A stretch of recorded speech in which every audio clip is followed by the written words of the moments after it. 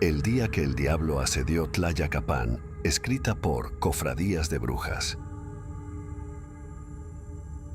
Una parte de la magia de Tlayacapan, en el estado de Morelos, en México, reside en su pasado prehispánico, ya que es uno de los pocos pueblos que aún en nuestros días conserva una gran parte de su traza urbana original. Está rodeado por varios cerros, entre los que se encuentra el Chichinautzin, actualmente convertido en corredor biológico, pero en otros tiempos fue testigo de innumerables apariciones de un siniestro y fantasmagórico jinete conocido como el Charro Negro. Feliciano era un caporal ávido y experimentado manejando ganado. Sus labores le permitían conocer la zona perfectamente. Era de las personas más queridas y respetadas de la Hacienda de las Flores. Su patrón, don Genaro, lo tenía en una muy alta estima y consideración, al grado de permitirle cortejar a su hija Hortensia, una de las muchachas más cotizadas de la región. Y es que el muchacho se ganaba a pulso el cariño y amistad de la gente. Por otro lado, estaba Ramiro, eterno rival de Feliciano. Este siempre le andaba buscando camorra, por una u otra razón siempre le andaba provocando, y eso a Feliciano, aparte de tenerlo sin cuidado, en ocasiones le resultaba molesto, diciéndole a su eterno rival: otra, ¿ves la burra al trigo? Ya deja de molestar, Genaro, por Dios. Se daba la vuelta y continuaba con sus labores, y por esos lares la ley era representada por el coronel Medina, un viejo soldado de carácter duro, pero de un corazón de oro. Él mismo elogiaba a Feliciano, diciéndole que habría sido un magnífico soldado sirviendo a su lado en la Revolución, a lo que el joven vaquero reía y agradecía el cumplido. Fue allá por 1932 que los rumores de un peligroso bandolero comenzaron a correr como pólvora en los pueblitos recién formados, pero también en poblaciones grandes y ya establecidas como Tlayacapan. Se hablaba de un tenebroso sujeto que deambulaba por las noches siempre en busca de algo, aunque nadie sabía a ciencia cierta qué era eso que le atraía, hasta que cayeron en la cuenta que cada vez que ese infernal jinete se aparecía, 3 o hasta 6 personas desaparecían de donde visitaba, apareciendo muertos y en pésimas condiciones días después. El coronel tosió y se peinaba su tupido bigote, manifestando que eso nunca pasaría en su pueblo, y menos estando de guardia, encomendando a todos los hacendados que se mantuvieran vigilantes y alertas, en dado caso de que ese forajido intentase asomar las narices por sus rumbos. Por su parte, Feliciano fue a informar a su patrón y suegro lo que en el pueblo se decía acerca de ese fulano vestido de charro. Don Genaro armó a todos sus hombres y les encomendó estar alertas. No deseaban sorpresas y mucho menos que alguien saliera herido, pudiéndose evitar una confrontación. Por su parte, Hortensia y sus mucamas se mantenían siempre dentro de la casa. Era mejor prevenir que lamentar. Una tarde de junio, cuando las tormentas son más fuertes y constantes, se encontraba Feliciano resguardando el ganado en un galpón que tenían a las faldas del Chichihuatzin, cuando miró a lo lejos a un hombre. Se notaba que había caminado mucho, venía tambaleándose, pero había algo extraño. Feliciano tomó a Tempestad, su fiel caballo, y se dirigió al encuentro del forastero. Su reacción fue de puro espanto al notar que aquel fulano había sido cegado de manera brutal. Sus párpados pareciera que hubiesen sido derretidos por algo al rojo vivo, se habían fundido con el resto de su rostro. ¿Quién puede ser capaz de semejante crueldad con otro ser humano?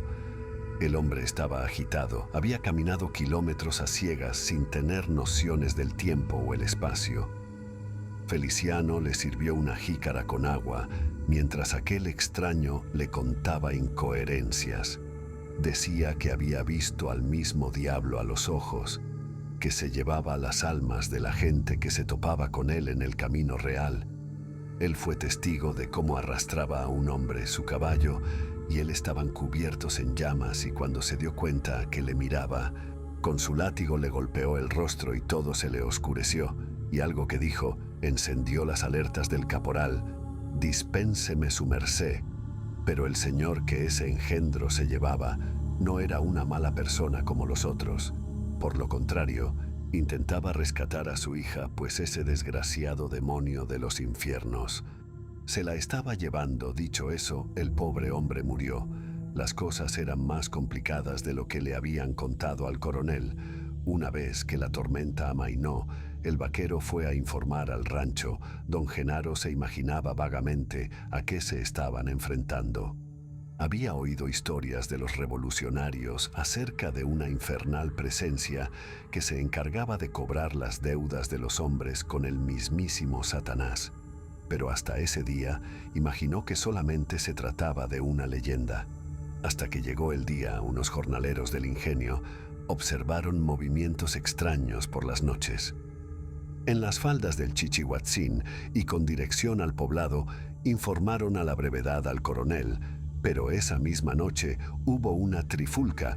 Ramiro andaba de bravucón y tuvo una pelea, a pesar de que todos vieron que su rival estaba bien cuando se fue y que el fanfarrón no salió para nada de la cantina.